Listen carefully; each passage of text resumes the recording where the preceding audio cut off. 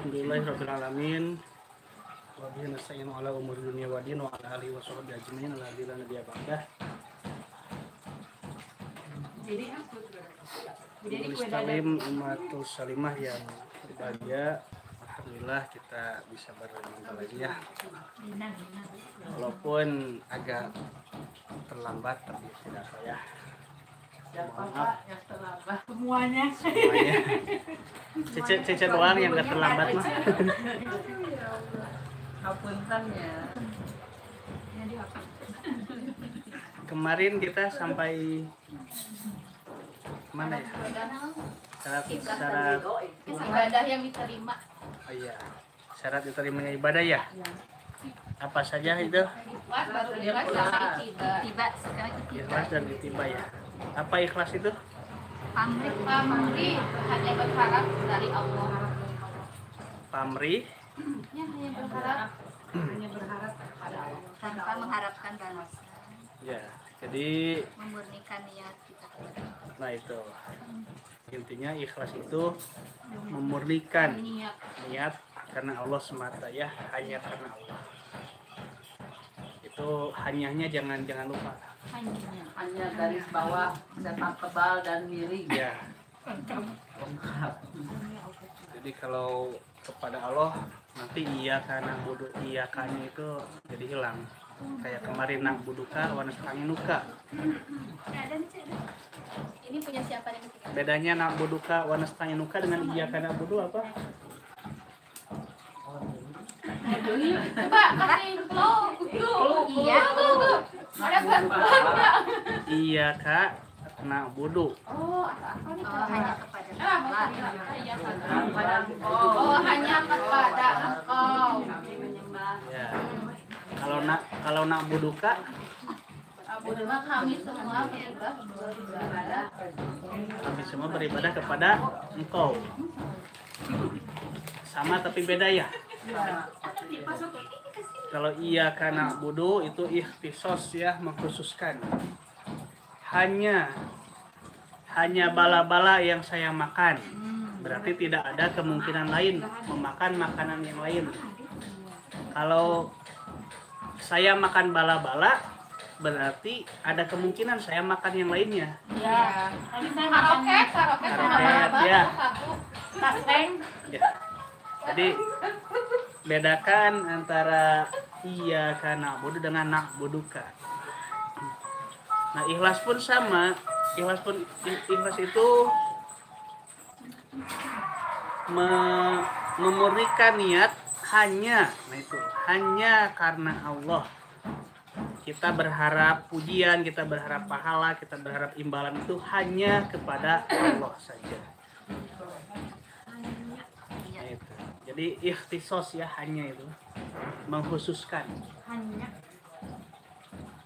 Kalau kita bilangnya saya mengharap pahala itu dari Allah, maka ada kemungkinan kita mengharap pahala itu dari yang lain. Ya. Kalau saya bilang saya ingin balasan dari Allah, maka ada kemungkinan saya itu ingin balasan dari orang lain. Ya. Nah, itu pun ikhlas pun seperti itu. Seperti iya karena budu, bukan nak buduka tapi iya karena budu.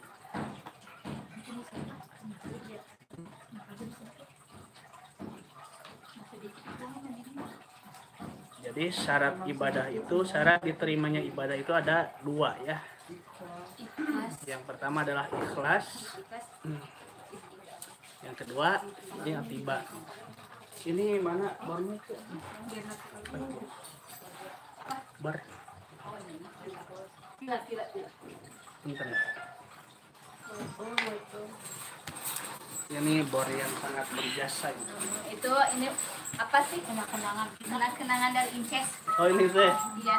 Walaupun kecil tapi ini tidak gede ya. Ada tuh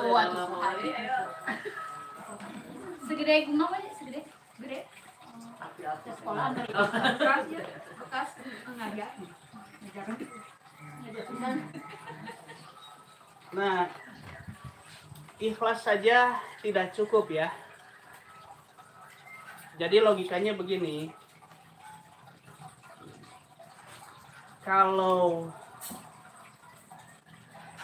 ibadah hanya mengharap ridho Allah saja, hanya mengharap pahala Allah saja, itu tidak cukup tanpa kita memperhatikan benar dan tidaknya. Jadi walaupun kita sudah ikhlas mengharap pahala itu hanya dari Allah saja, mengharap pujian dari Allah saja, tapi jika praktek ibadahnya itu tidak benar, maka tidak cukup untuk diterima ibadah kita itu.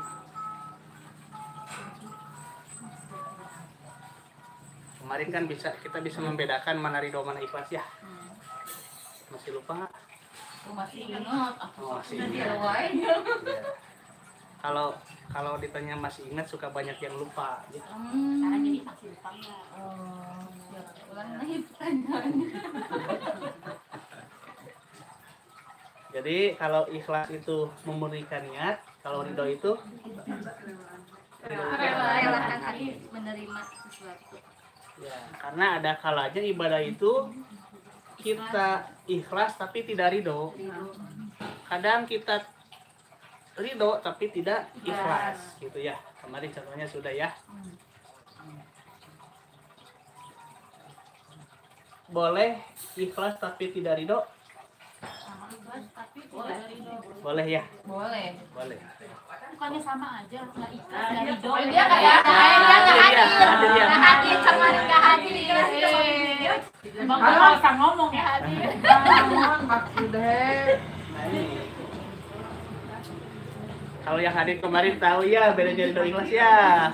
Ya udah jelasin lagi. Jelasin lagi. Kan saya nggak hadir sama Bu Aji. Kamu aja nggak hadir juga.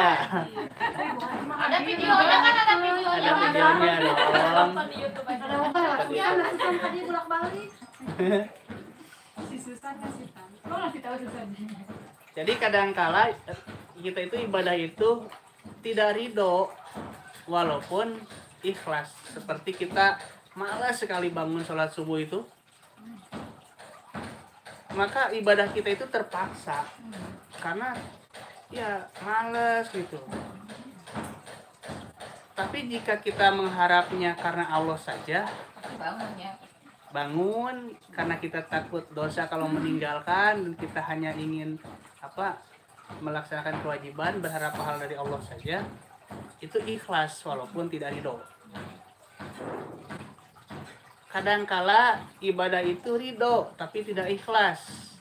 Kita lagi banyak uang nih, banyak uang, tiba-tiba ada yang minta sumbangan ke sini, nggak sulit ngasih uang itu karena memang uang lagi banyak, usaha lagi maju-majunya. Tapi jika niat kita ingin dipuji orang atau takut dibilang pelit oleh tetangga, nah dia tidak ikhlas meskipun ridho ngasihnya itu. Contohnya itu Makanya pisahkan ridho dengan ikhlas itu ya.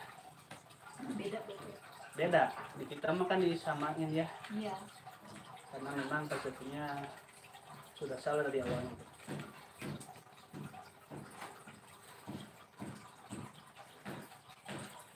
Nah, yang pertama yang akan diterima ibadah itu syaratnya adalah ikhlas. Kemudian ittiba. Ittiba itu adalah mengikuti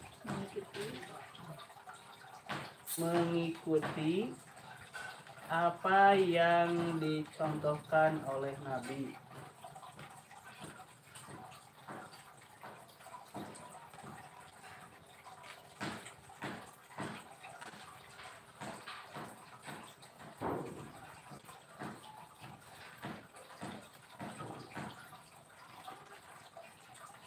Jadi ittiba itu mengikuti apa yang dicontohkan oleh Nabi.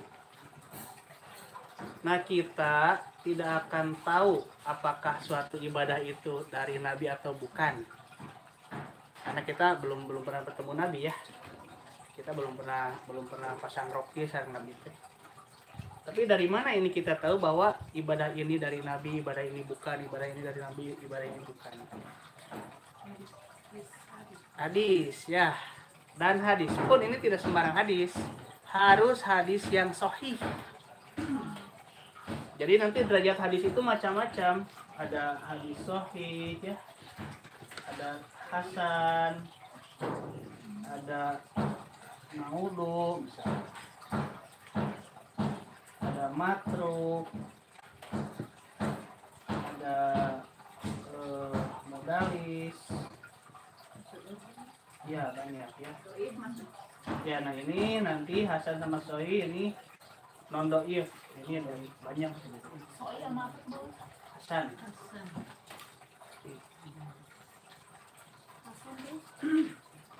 Ada maudhu, matruk, modalis. Maudhu ya.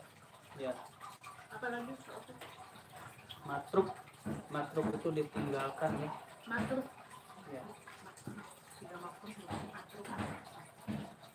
Taroka itu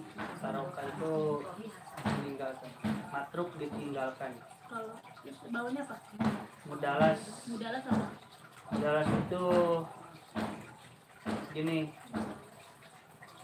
Ada sanad yang dilewati mudalas itu. Misal gini. Saya ngasih kabar ke Tenova bahwa si Anu meninggal misalnya. Nah, Tenova mengabarkan kepada Bu Lili bahwa si Anu meninggal. Bu Lili mengabarkan kepada Bu RT si Anu meninggal. Nah, ujung-ujung gue misal Ece teh ngabarkan saya mengabarkan kepada Tenova bahwa si Anu meninggal. Tak ujung nyelap Ece teh. Kata Tenova mengabarkan kepada Ece bahwa si Anu meninggal. Nah, Ece ini setelah ditelusuri ternyata belum pernah bertemu Tenova. Gitu. Itu yang namanya disebut mudalas. Mudalas ya, kalau orangnya mudalis. Jadi ada rantai informan yang dia terputus. Ya, itu hadis mudalas. Dia tidak bisa diterima sebagai hujah atau diterima sebagai sandaran hukum. Karena ada sanad yang atau ada informan yang dia tidak nyambung gitu loh.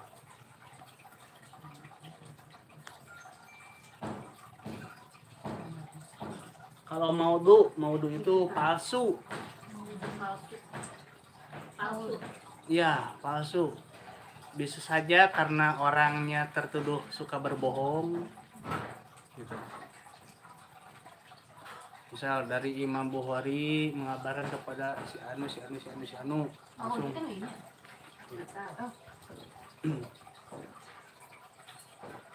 Setelah ditelusuri ternyata si Fulan ini ketahuan berbohong atau dia pernah berbuat dosa yang besar seperti mabuk, bisa ketahuan mabuk, mencuri, zina gitu ya.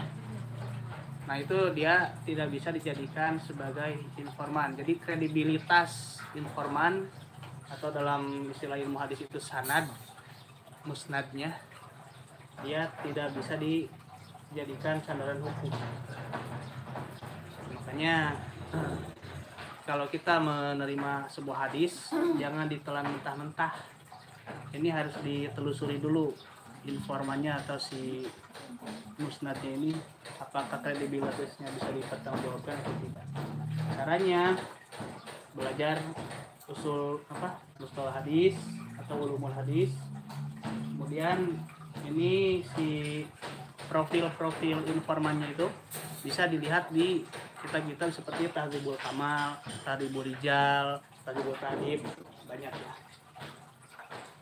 Dalam ilmu hadis itu kan gini, si profilnya itu. Misal Tenova berguru kepada Ece berguru kepada Ketua berguru kepada saya misalnya. Ujung tiba-tiba kurunyung weh. Misal Bu Hajah mengaku pernah berguru kepada Ece, padahal tidak pernah. Nah, itu di dalam profil hadis di profil sanad seperti Tahdzibul Kamal itu diperlihatkan bahwa Bu Hajah ini tidak pernah berguru kepada Ece. Nah, ada hadis yang menerangkan misal bahwa Bu Haja ini telah mendengar dari gurunya Ece. Nah, itu dia tidak bisa. Dia dituduh kadzib. Iya, pembohong gitu. Ini masuknya maudhu dia. Kita sahanya nu ngerjakeun. Ya para ulama gitu. Asal ieu kita mah sahanya nu ngerjakeun.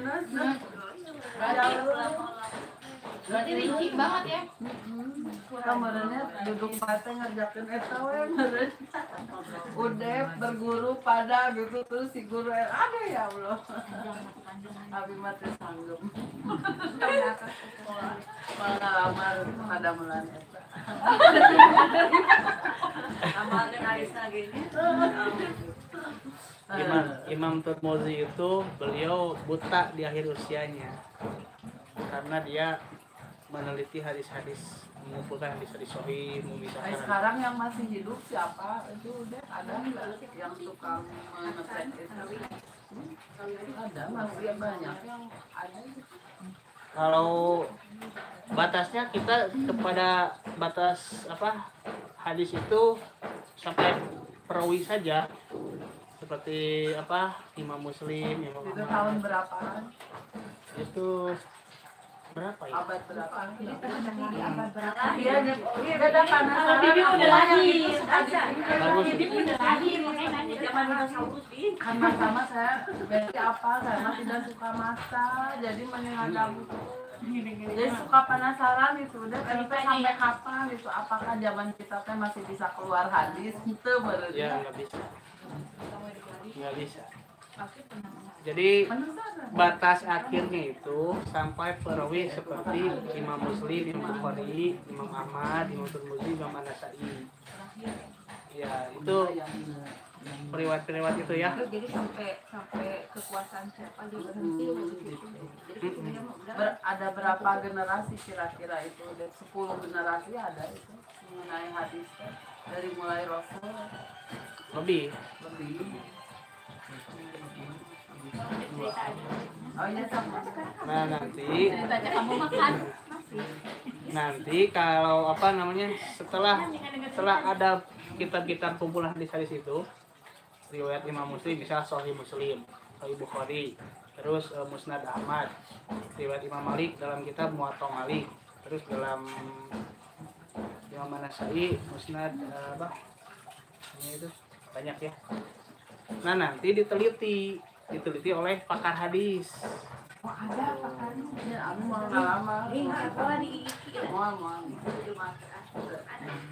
Nah yang meneliti, yang menentukan si sikot atau tidaknya, sikot itu kredibilitasnya terpercaya gitu ya.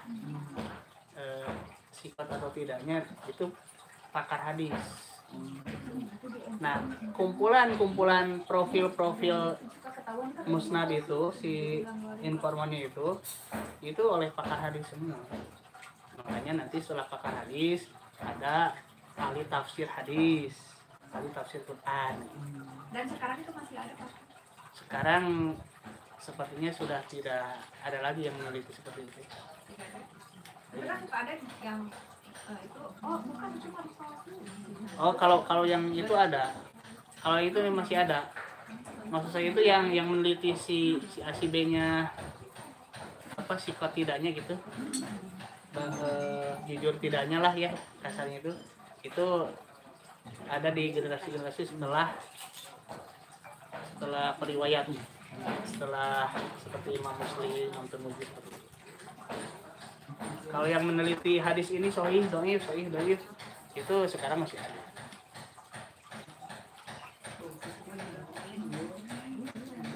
Ya, kalau dibayangkan ya memang liar. Tapi kalau dijalani seru.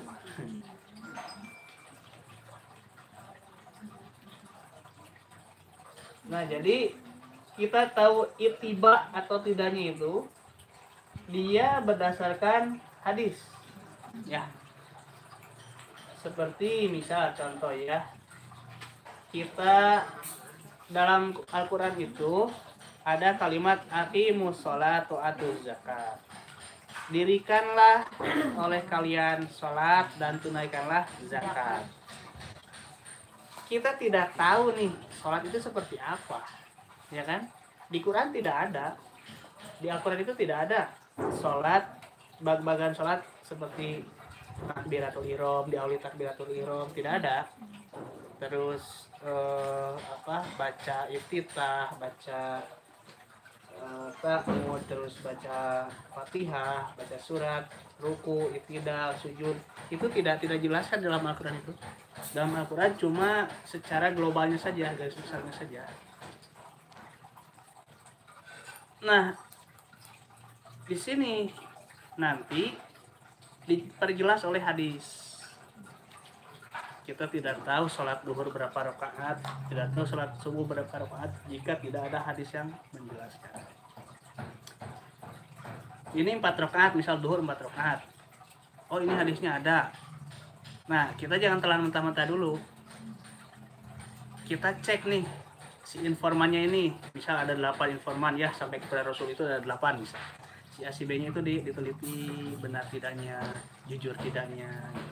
Nah, kalau semua dobit, sikot, adil, jujur ya, dan beradab, itu barulah dia diterima sebagai hadis sahih dan bisa dijadikan sandaran hukum.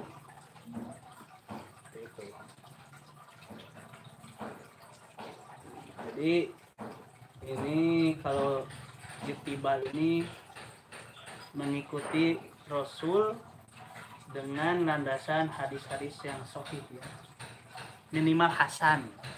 Hasan itu dia dhaif tapi saling menguatkan gitu loh. Misal ada hadis riwayat Imam Muslim nih menyebutkan bahwa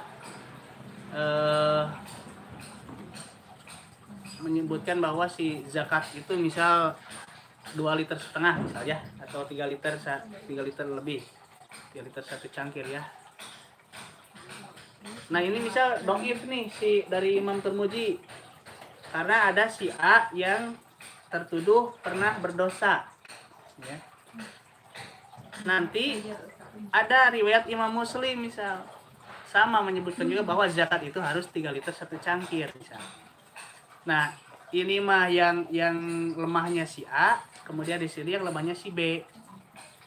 Tapi saling melengkapi sama gitu. Kalau misal dari riwayat Imam Tirmidzi nih Cece yang lemahnya. Tapi kalau dalam riwayat Imam Muslim misal Tenova yang lemahnya, tapi isinya sama gitu. Nah, ini bisa saling menguatkan. Ya, saling menguatkan. Maksudnya derajat hasan. Bertanya dulu Pak Ustaz, kan setiap penceramah teh selalu bilang ini hadisnya sahih. Kabe ngomong sahih, eueun untuk ngomong sahih. Terus saya tahunya itu benar-benar sahih kumaha gitu kan, nggak akan meneliti dari mana. Iya. Terus kayak di Google kan banyak hadis-hadis itu teh sahih atau enggak sih gitu. Kan semua bilangnya sahih. Terus kalau atau yang ke sahih itu ulah di explore nya kudu nama ngabingungkeun menyesatkan. Ya, itu hatur nuhun. Ada pertanyaan karena salah. Iya, karena itu memang kalau untuk menentukan hadis sahih tidaknya ini harus ada penelitian ya. Saya juga menentukan satu hadis itu 3 hari sama guru saya di Cipicung, seperti hadis sholat apa itu yang bukan apa sih namanya, sholat utako gitu ya, ada sholat utako. Sholat utako ada kalau nggak salah. Saya nanti di Facebook tuh di share. Itu satu hadis dia menentukan sahih tidaknya itu tiga hari. Karena apa? Meneliti informan-informannya. Semakin banyak informan, semakin banyak yang diteliti.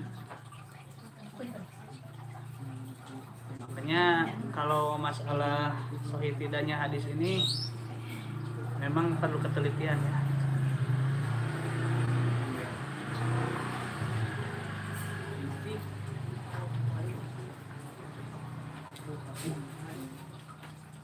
Nanti ini lawan kata ittiba ini adalah taklid ya. Taklid. taklid.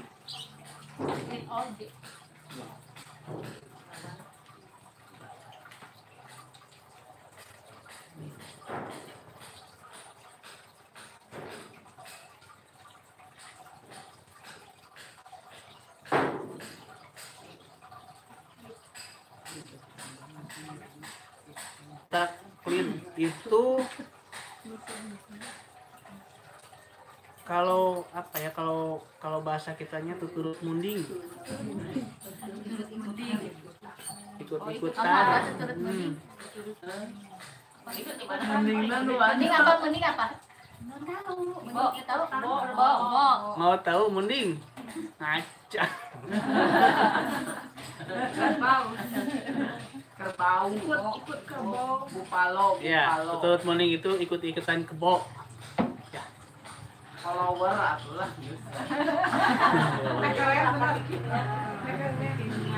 Jadi dia kalau taklid ini dia ibadahnya asal kata ustadz begini dia ikut saja gitu.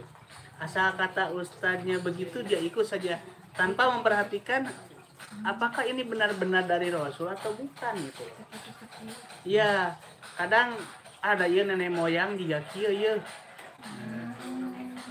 Nggak peduli bertentangan dengan Al-Quran, nggak peduli bertentangan dengan hadis. Yang penting kata leluhur saya seperti ini. Nah itu namanya taklid. Ya. Bahasa yang lebih apiknya apa? Ya followers. Turut mending. Turut mending maju itu turut mending. Beringkad itu Betul. Saya pas hari Jumat kemarin itu selesai ceramah ya, ada apa kumpulan kayak gini, cuman bapak-bapak semua. Ada yang bilang seperti ini cina kalau sholat Jumat kurang dari 40 orang dia tidak sah gitu. Saya kalau dia bilangnya berdua saja nggak ada masalah ya, tapi ini bilangnya di hadapan orang-orang. Khawatir jika yang awam ilmu itu mereka mengiyahkan gitu loh. Saya bilang sebentar, ini kita harus tahu dulu, kata saya itu, makna Jumat itu apa. Kalau lihat dari akar katanya jamaah ya, jam'an itu artinya ya bergabung ya, bersatu gitu. Asal lebih dari satu orang dia itu termasuk berjamaah, termasuk Jumatan pun seperti itu. Dan nggak ada dalil satupun yang sahih yang menerangkan bahwa Jumat itu harus minimal 40 orang, nggak ada. Saya buka ada riwayat Imam Al-Baihaqi tapi dhaif. Ya, ini maudhu dia. Nah, ini kata saya tidak bisa dijadikan sandaran hukum. Karena yang jadi sandaran hukum kita itu cuma dua, Al-Quran dan Sunnah, hadis yang sahih itu ya. Hadis pun tidak sembarangan hadis gitu maksudnya. Kemudian dia bilang, Anda tahu apa bisa menentukan hukum seperti ini karena apa? Dia tanya ke saya. Saya bilang, ya karena saya tidak ada dalilnya. Yang ada dalilnya itu Jumat cukup lebih dari satu orang itu sudah sah. Karena memang berjamaah itu kalau lebih dari satu orang itu sudah berjamaah. Dia kekeh dengan pendiriannya. Dia bilang, saya dapat ilmunya hasil pungut dari mohon maaf ya, ini saya sebutkan ustaz-ustaznya ya. Saya pungut dari Ustaz Abdul Somad, saya pungut dari Ustaz Adi Hidayat, saya pungut dari Ustaz Anu. Kalau begitu kata saya itu sok untuk membuktikan apa hujahnya itu, sandaran hukumnya, saya ingin referensinya, saya ingin hadis yang ustaz-ustaz itu ucapkan, saya ingin hadisnya mana. Kalau sahih saya yang pertama mengikuti, kalau tidak ada mohon maaf, ini pendapat saya akan tahan karena ini hubungannya dengan jamaah orang banyak. Sampai sekarang belum ada. Nah, maksud saya sampaikan ini bahwa banyak orang-orang yang dia menentukan hukumnya itu hanya kata ulama, hanya kata ustadz, hanya kata eh, Syekh Kiai tanpa ditelusuri apakah ini benar atau tidak. Karena yang namanya ibadah itu walaupun datangnya dari Pak RT misalnya, dari ya dari tukang ojek misalnya.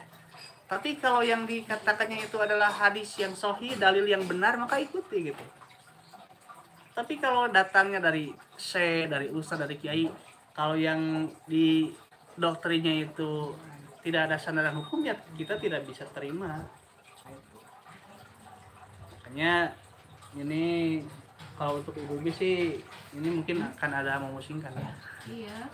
Kalau untuk ibu-ibu ini biasanya kaula muda yang meneliti hadis-hadis seperti ini. Jadi kita mah bukan kaula muda ya, kaula tua. Kaula suuk.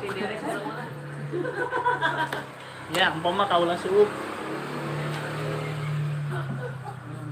Nah, jadi bisa ya. Kalua. Oh, kalua. Kalua mah jeruk. Gede. Enaknya amisnya. Aya bade. Bade. Oh, bawa. Sudah ke ayah ah.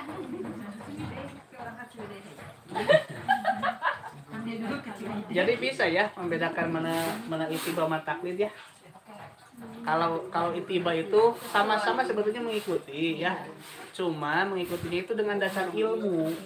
Ilmunya adalah penelitian tentang hadis-hadis sahih. Kalau taklid dia mengikuti, hanya bedanya ya kebanyakan itu dari leluhur, dari nenek moyang tanpa dia meneliti. Cenah-cenah gitu. Nah, maka jeung 4 bulan maka jeung ulah da baheula ge uyut abi osok 7 bulanan.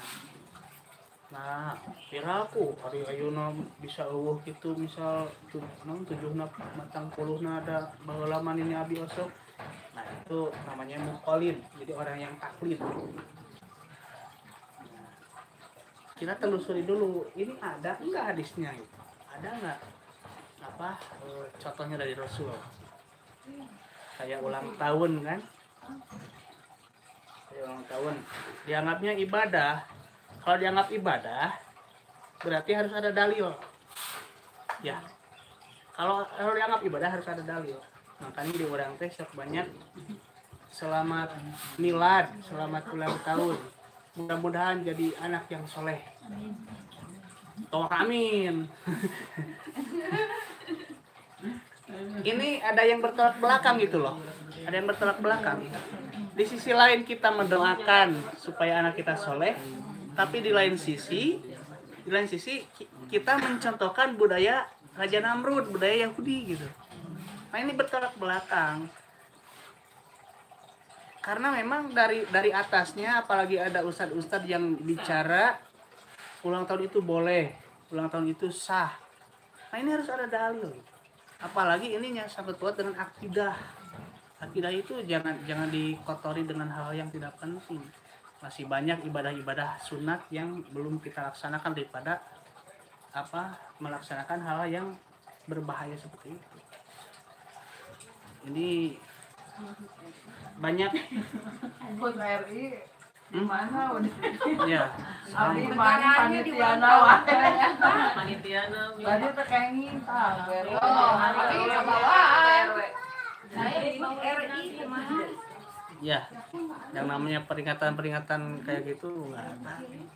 Udah kalau itu Isra Miraj Maulud Nabi gimana Isra Miraj?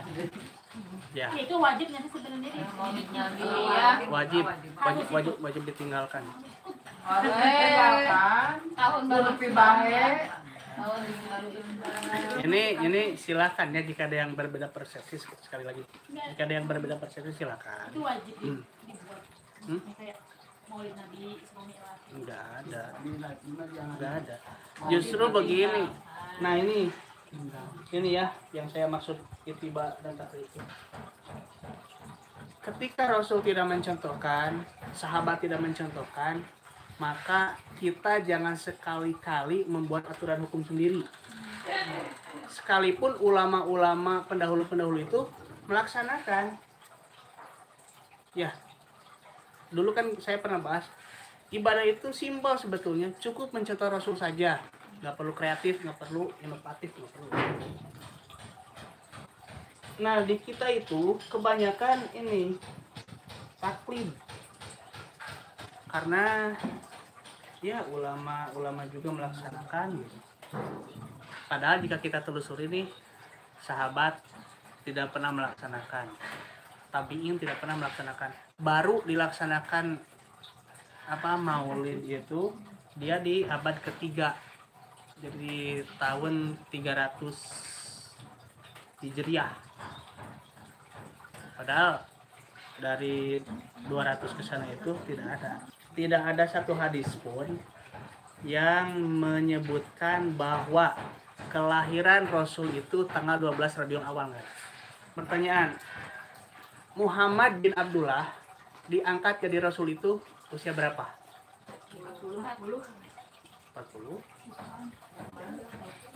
40 ya? Ya, 40. Usia 40 tahun. Berarti sebelum 40 tahun ya, Rasul itu belum menerima wahyu. Ya, belum menerima wahyu. Dan ketika dilahirkan pun Rasul itu beliau hanya sebagai manusia biasa yang bernama Muhammad bin Abdullah. Tidak ada fatwa atau tidak ada setiap ucapan Muhammad bin Abdullah dari umur 0 sampai 40 tahun itu tidak ada satupun yang nantinya akan jadi hukum. Kenapa? Karena belum jadi Rasul.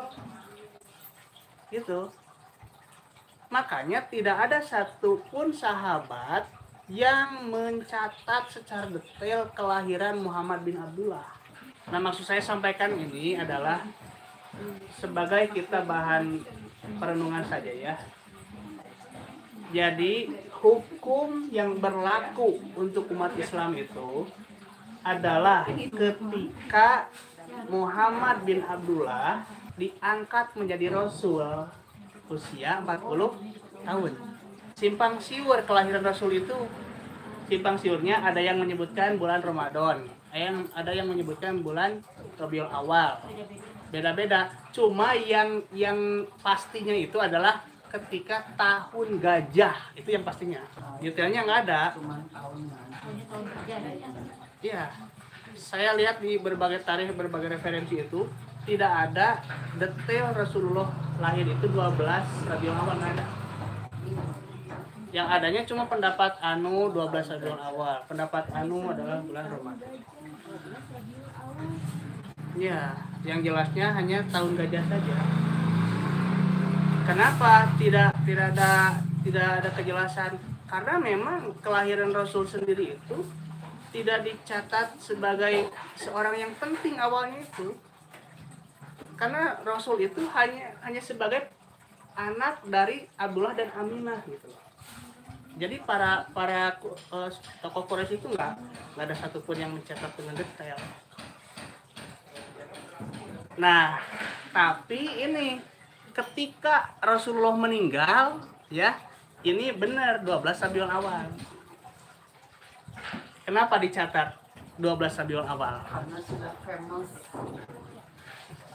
Ya, sudah famous. Sudah terkenal. Sudah menjadi leader of Islam. I didn't know. Begini.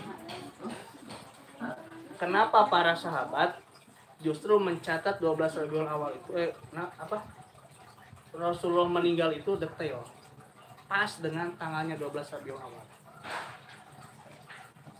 Ketika saya menyebutkan kemarin Cece membeli gula.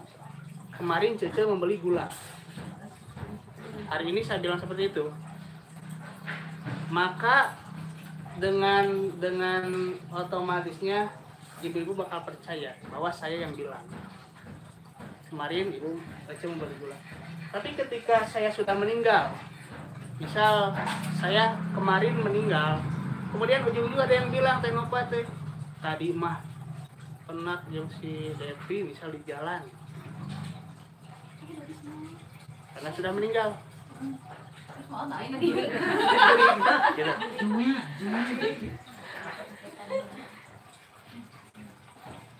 Rasul meninggal 12 Rabiul Awal dan beliau itu sebagai pembawa aturan hukum kehidupan, ya. Dicatatlah 12 Rabiul Awal itu ketika Rasul wafat itu 12 Rabiul Awal dicatat oleh para sahabat.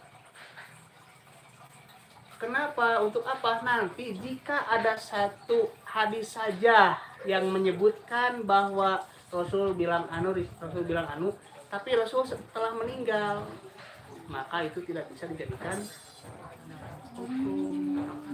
Kalau meninggal sama berarti maksudnya ke hadis mungkin ya. Jadi sahabat kan yang Iya. karena Rasul ini sudah meninggal. Nah itu. Jadi sahabat yang Jadi kalau misal ada yang bilang ini perintah zakat dari Rasul itu 13 Rabiul Awal tahun sekian setelah Rasul meninggal, 1 hari setelah meninggal, itu tidak bisa dipercaya.